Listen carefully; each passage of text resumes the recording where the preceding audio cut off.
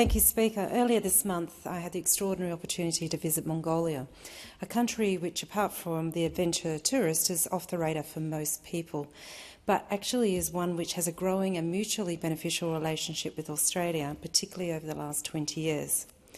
I'm the chair of the Interparliamentary Group for Mongolia in this Parliament, and I'm thankful to the member for encouraging me to assume that role. I also thank the member for Leichhardt, who will visit Mongolia later in the year, for agreeing to also be the Deputy Chair. Prior to the trip, I met a number of times with His Excellency Davarsan Damdinsuren, Mongolia's ambassador to Australia, including in Perth earlier this year at the second meeting of the Australia-Mongolia Business Council. His Excellency was very generous with his time and his advice about Mongolia and appreciates the enthusiasm with which the relationship is being pursued. Mongolia is in fact similar in size to Queensland and WA, and also its population is similar to my home state of Western Australia. And like WA, it has transitioned from a mainly agricultural economy to one based on mining. Mongolia, however, has embraced this change rapidly.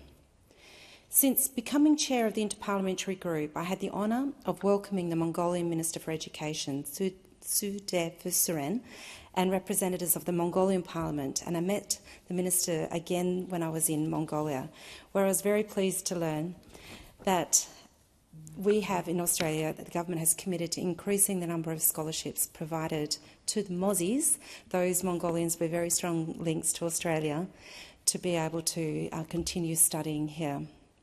Because in fact there are over 6,000 Mongolians living and working in Australia, but those who have studied and returned home in fact include the Deputy Prime Minister, the Minister for Economic Development, and there are many others. The level of education illiteracy rate is over 96% now in Mongolia, and it's hard pressed to find a person who doesn't hold at least one degree or PhD, having studied both, be it at Monash, ANU, Berkeley, Yale. It is an extraordinary group of people that are leading their country today, both in government and in industry and health and many other sectors alike. So the timing of the visit enabled me to attend two events in the capital, Ulaanbaatar, and while there, one was on political and economic in nature and the other cultural. On the Monday, I attended the Mongolian Economic Forum and participated on a panel discussing areas for improvement in the minerals sector. And there I was able to share Australia's experience, particularly that in WA, of the participation in regional and remote communities in ensuring that they have maximised their opportunity in the development of any of those resources.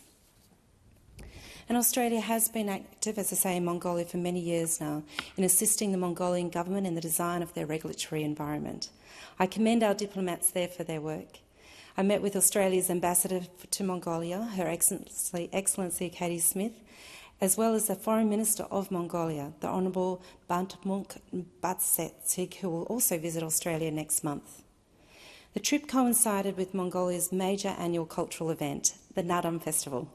On the Tuesday, I attended the festival opening ceremony, which was rich and beautiful, with horse riding, wrestling and archery on display. On the Wednesday, I travelled by light aircraft across the Gobi Desert to the Oyu Tolgoi copper and gold mine. It is the largest mine in Mongolia, run by Rio Tinto and owned by Rio and the Mongolian government. It contributes a significant portion of the Mongolian GDP, and it is expected to continue to grow. Rio were keen for me, as chair of the Interparliamentary Group, to visit the mine and sponsor the trip. I thank Rio, and particularly Mungshuk Sukbata, Dom Hannigan and Paul Holland for their assistance and their enthusiasm and support.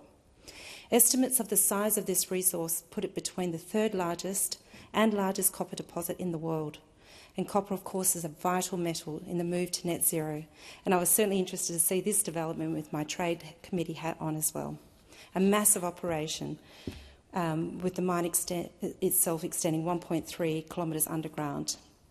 Importantly, Rio enabled leaders from the Nangumatu community, from the Kimberley, to see firsthand the open pit mine there and to understand how that impact on the environment and how the herders themselves have been able to realise jobs and opportunities could be mirrored back home in Western Australia. So Mongolia is an amazing place, both geographically and culturally, and I look forward to returning again.